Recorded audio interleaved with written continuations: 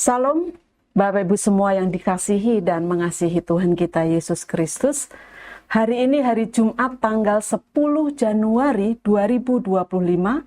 Renungan kita berjudul 3 poin penting dari pengkhotbah.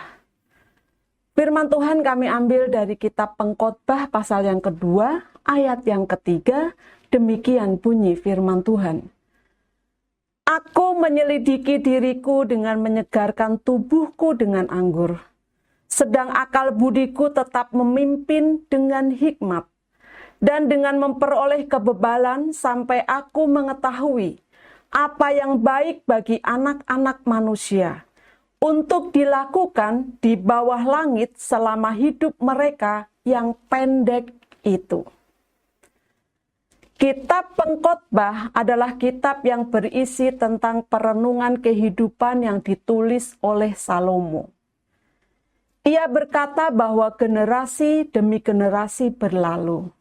Matahari, bulan, bintang, angin, serta air, di mana air mengalami perubahan bentuk dari cair ke uap dan kembali ke cair. Semua itu berputar dari satu tempat dan kembali ke tempat semula. Demikian pula kita pun mengalami siklus kehidupan yang berputar dari waktu ke waktu dan tanpa kita sadari, waktu mengantar kita ke putaran terakhir. Surat kelahiran akan berakhir dengan surat kematian. Lalu, apa artinya hidup ini?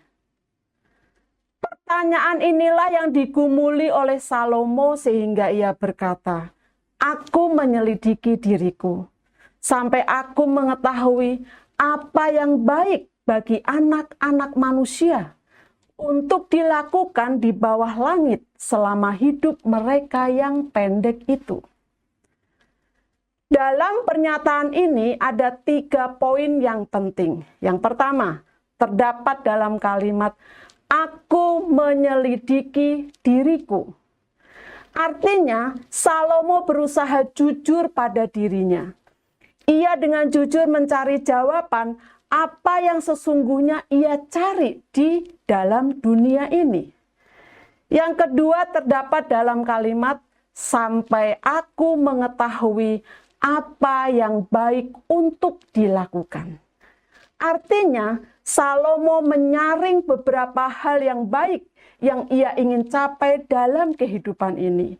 Dan ia menentukan satu pilihan yang menjadi prioritas utama dalam kehidupannya. Yang ketiga, selama hidup mereka yang pendek. Artinya, Salomo menyadari keterbatasan waktu hidup manusia untuk berkarya yang hanya berkisar di masa mudanya. Oleh karena itulah Salomo berkata, "Ingatlah akan penciptamu pada masa mudamu sebelum tiba hari-hari yang malang."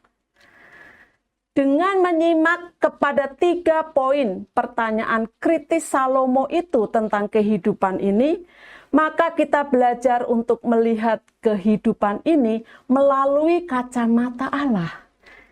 Hidup ini bukan hanya sekedar untuk dijalani, tetapi harus diisi dengan tindakan nyata yang tepat dan sesuai dengan rencana Allah.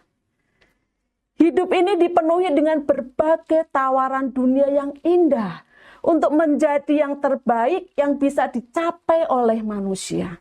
Namun, kewajiban utama bagi manusia adalah takut akan Allah dan berpegang pada perintah-perintahnya. Hidup ini berbicara tentang waktu yang terbatas.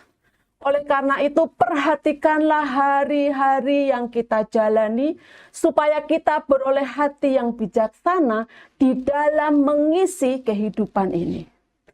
Yohanes 9 ayat yang keempat mengingatkan kita harus mengerjakan pekerjaan Dia yang mengutus aku selama masih siang.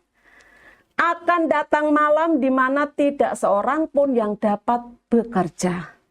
Artinya, selama kita masih diberi kesempatan untuk hidup di dunia ini, selama itu pula kita harus terus berkarya bagi Allah.